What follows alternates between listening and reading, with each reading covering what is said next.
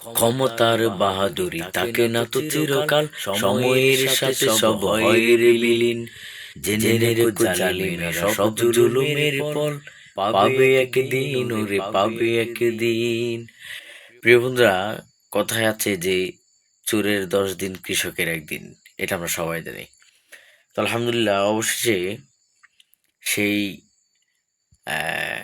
2013 সালে শাপলা চত্বরে আলেম হত্যা, পিলখানায় সেনা হত্যা, 2024 ছাত্র হত্যা এবং নির্বিশেষে এই 16 বছর ক্ষমতায় থেকে যিনি হাজারো মানুষকে খুন করিয়েছেন, তিনি তিনি আর কেউ নয়, আমি বলছি হজরত শেখ হাসিনা সরকারের কথা।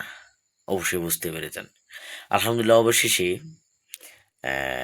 দলমত নির্বিশেষে এটাই প্রমাণিত হলো যে এই জাতি, এ বাঙালি অন্যায়কে প্রশ্রয় কখনো দেয়নি আর দিবেও না।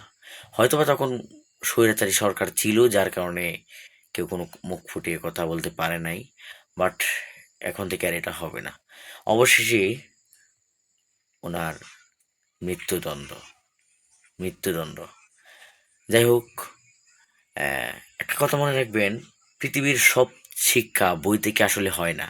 কিছু কিছু শিক্ষা বাস্তবতা দেখে এবং কিছু চিত্র, কিছু কর্মকাণ্ড দেখেও শিখতে হয়, যেটা এই বাঙালি আসলে বুঝে না। বুঝতে হবে, চলতে হলে, দুনিয়ায় থাকতে হলে বুঝতে হবে ব্রো। তো মানুষের মনে যে কতটুকু খুঁত বা কতটুকু কি বলবো, যে যন্ত্রণা, এটা আসলে আহ, যাদের মনে আছে তারাই বুঝতে পারছে। আসলে আমি তো এত কিছু বলবো না, আমি জানি না, আমি আসলে সত্য করলে, আমি ছোট মানুষ, আমি কোনো দল করি না, কোনো কিছু করি না। তবে অন্যায়কে আমি কখনো সাপোর্ট করব না, করিনি, করব না ইনশাল্লাহ। যতদিন বেঁচে আছি ইসলামের সাথে, ন্যায়ের সাথে বেঁচে থাকতে চাই।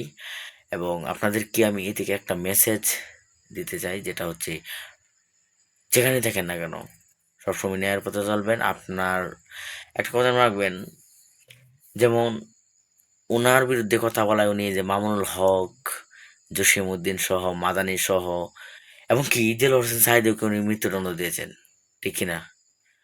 আলহামদুলিল্লাহ। দেখেন, আজ মানে মামুনুল হক, জসিমউদ্দিন, ওনারা বুক ফুলি বাংলাদেশে চলতেছে, বুক ফুলি, আর উনি কোথায় আছেন? সেই দাদাদের বাড়িতে। যাই হোক, আমি কথা বলবো না, আমি এতটুকু বলতে চাই যে অন্যায়কে সাপোর্ট করবেন তো মরবেন। সুতরাং যতদিন বেঁচে থাকবেন, ন্যায় সহিত জীবন যাপন করবেন, মানুষও আপনাকে পছন্দ করবে এবং আল্লাহ তাআলাও আপনাকে পছন্দ করবে। ঠিক আছে? সো এ পর্যন্তই আজকের ভিডিও আমার। দেখা হবে পরবর্তী কোনো ভিডিওতে। সে পর্যন্ত আপনারা সকলেই ভালো থাকবেন, সুস্থ থাকবেন এবং নিজের খেয়াল রাখবেন। এবং সবশেষে বলতে চাই, দল মত নির্বিশেষে আমরা মুসলমান, মুসলিম হিসাবে থাকবেন। আসসালামু আলাইকুম।